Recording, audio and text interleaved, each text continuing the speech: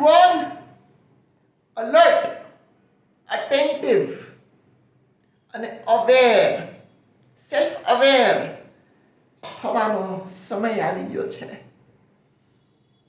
આપણી આસપાસ ખૂબ બધી સેલેશિયલ પ્રોસેસીસ થવાની છે અને જેનો આપણે માનવ જાતિ અને પૃથ્વી પર દરેક જીવ પૂરેપૂરો બેનિફિટ કરી શકવું જોઈએ. આપણે 17 સપ્ટેમ્બર 2024 એક સુપરમૂનમાંથી પસાર થયા. 22 સપ્ટેમ્બર 2024 ઇક્વિનોક્સિસ છે, જે હું થોડુંક વધારે સમજાવીશ મારા છેલ્લા વ્લોગના કમ્પેરિઝનમાં. એની પછી 2 ઓક્ટોબર 2024 સૂર્યગ્રહણ સોલર એક્લિપ્સ થશે, જે ભારતમાં નથી દેખાવાનું.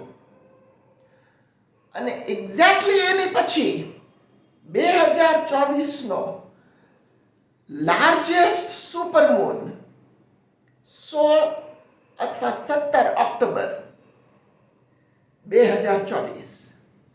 આ બધી જ ગોઠવણ કુદરતે આપણી માટે કરી છે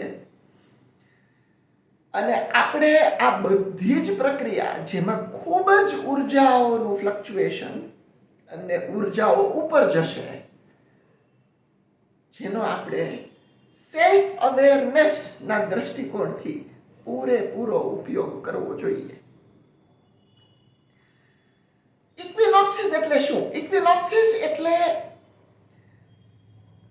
અર્થ જે સૂર્યની આસપાસ રિવોલ્વ થઈ રહી છે અને પોતાના એક્સિસ પર રોટેટ થાય છે.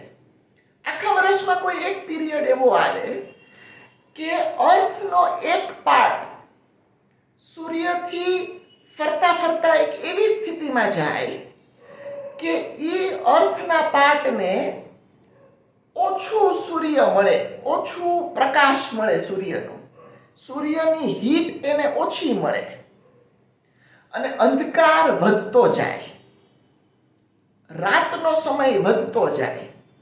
એટલે અર્થ જેમ ફરતી જાય છે સૂર્યની આસપાસ, એમ જૂન 2024માં સમર સોલેસ થયું હોય. એટલે અર્થના એક પાર્ટ જે નોર્ધન હેમિસ્ફિયર છે, જેમાં ભારત આવે, ભારતમાં ગુજરાત એટલે આપણે લોકો, જૂન 2024માં સમર સોલેસ થાય એટલે આ પાર્ટ માટે, ભારત માટે લાંબામાં લાંબો દિવસ થાય 20-21 જૂન આસપાસ. પછી 22 સપ્ટેમ્બર આવે, ઇક્વિનોક્સિસનો દિવસ, કે જ્યારે દિવસ જે મોટો થયો હતો એ દિવસ નાનો થતો જાય અને રાતના સમયથી ઇક્વલ થઈ જાય, જે રાતનો સમય ચાલી રહ્યો છે. રાતનો સમય જ્યારે ઇક્વલ થાય અને દિવસનો સમય જ્યારે ઇક્વલ થાય 22 સપ્ટેમ્બરે, પછી તરત જ બહુ જ ધીમે ધીમે સૂર્યનો પ્રકાશ અને સૂર્યનો તાપ નોર્ધન હેમિસ્ફિયર માટે ઓછો થતો જાય અને રાતનો સમય વધતો જાય. એટલે ઠંડીના દિવસો આવે, સીઝન ચેન્જ થાય સાદી ભાષામાં. હવે આ જે ઇક્વિનોક્સિસની પ્રોસેસ છે એ પોતાની ઇમ્પેક્ટ 1 મહિનાથી આપે. એટલે જો 22 સપ્ટેમ્બર 2024 જો ઇક્વિનોક્સિસ છે, તો ઇક્વિનોક્સિસની ઇમ્પેક્ટ 22 ઓગસ્ટથી આવવા માંડે, બહુ જ ધીમે ધીમે 22 સપ્ટેમ્બરે ઇક્વિનોક્સિસ થાય એટલે દિવસ અને રાતનો સમય સેમ થાય.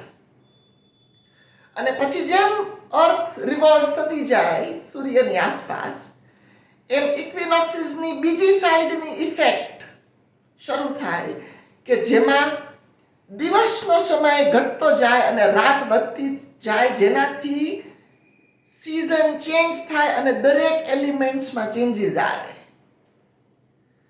આ આખી પ્રોસેસમાં 1 મહિનાનો ઇમ્પેક્ટ આવે. 22 સપ્ટેમ્બરથી 1 મહિના સુધી ઇક્વિનોક્સિસની ઇમ્પેક્ટ આપણા બધા જ પર રહેશે. હવે આ આખી પ્રક્રિયામાં 2 જબરજસ્ત સેલેશિયલ ઘટનાઓ થશે. 2 ઓક્ટોબરે સૂર્યગ્રહણ થશે, જે ભારતમાં નથી દેખાવાનું પણ જેના લીધે ખૂબ જ ઉર્જાની તાકાત ભેગી થશે, જેનો આપણે લોકોએ સેલ્ફ અવેરનેસ માટે ઉપયોગ કરવાનો છે. અને પછી તરત જ 16 અથવા 17 ઓક્ટોબરે લાર્જેસ્ટ સુપરમૂન 2024નો થશે, જે શરદ પૂર્ણિમા હશે. આમાં આપણે બાંધવાનું નથી, એનર્જીસ ફ્લક્ચ્યુએટ થશે, આપણો મૂડ સ્વિંગ થશે, એને ધ્યાન રાખવાનું છે, ધ્યાન કરવાનું છે, સારું સંગીત સાંભળવાનું છે, આપણા અનુભવોને ધ્યાનમાં રાખીને શીખવાનું છે.